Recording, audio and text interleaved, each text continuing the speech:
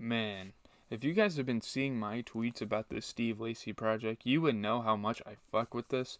I'm gonna say this right now before we get into the review. What's up, guys? Anyways, GZTV back with another video. We're here with Steve Lacy's Gemini Rights here to give a review. This is the best pop album of the year, best R&B album, whatever. It's the best non-rap album of the year I've ever heard. It's better than Dawn FM. I mean, my God, it's such a good record. We're gonna break down some of the tracks.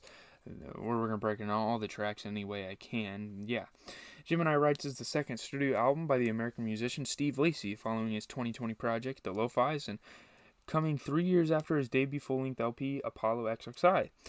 He first announced the album on Instagram on February 18, 2022. 3 singles were then released to support the LP's promotional rollout. Mercury on June 16, 2022. Bad Habit on June 29th. Such a good song. It's a TikTok song, but it's a good song. And finally, Sunshine featuring Fushi on July 13th.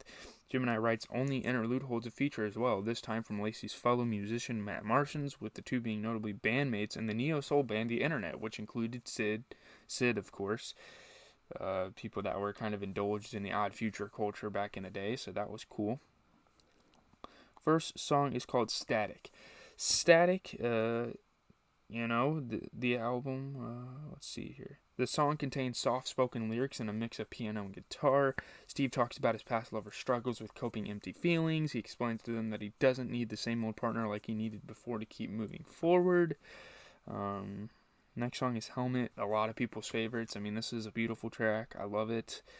In Helmet, Steve Lacy expresses his anger towards a clingy partner who he can't let go of, and vice versa, all layered over a self-produced soul instrumental. He produces a lot of his tracks. He does a lot of his own things. He's in like the Tyler the Creator realm of artists. Mercury.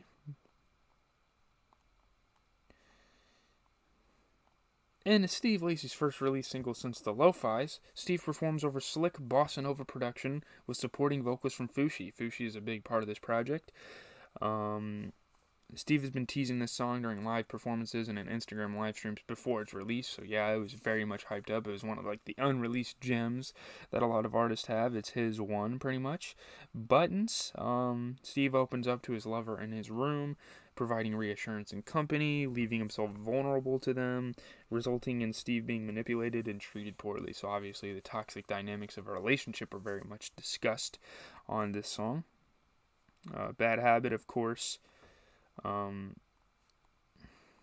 Second single, released June 29th alongside an official music video, which I didn't watch any of the music videos. I kind of want to now because I feel like it's going to play into the story.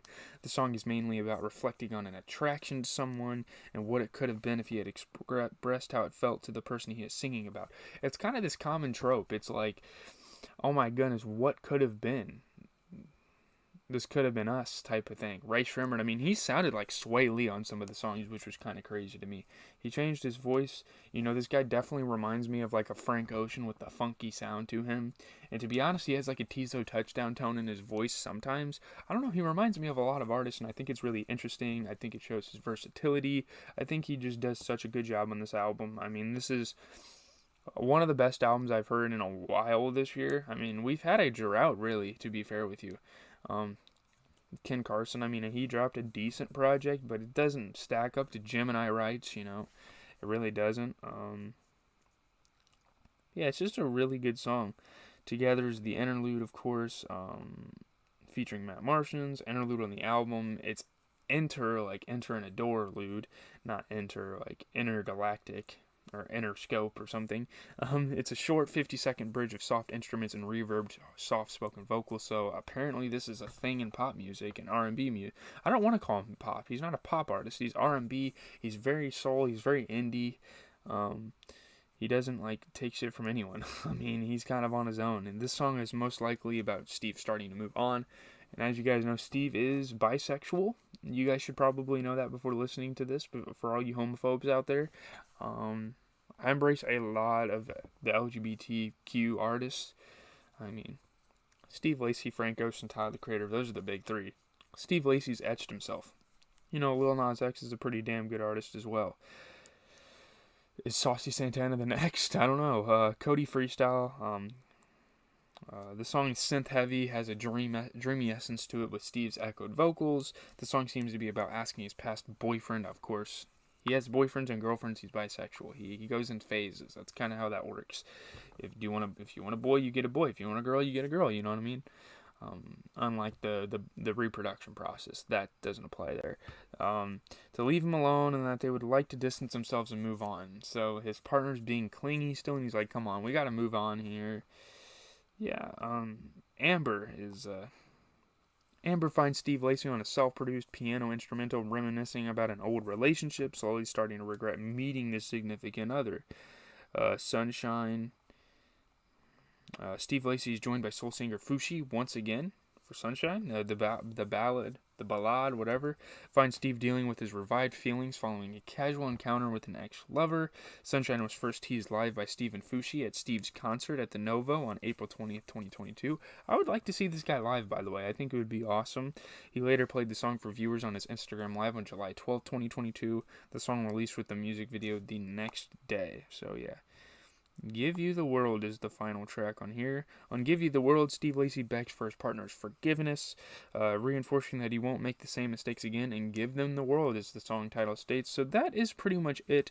He does give some thoughts on, gives us some insight, gives him some thought process on this album on Apple Music. If you read the article, he says he wants to love unconditionally now. Someone asked him if he felt pressure to make something that people might like. He felt a disconnect. His eyes squinted as he looked up. As he thought about the question, he realizes that people always force a separation between the artist and audience. But he is not separate. He is people.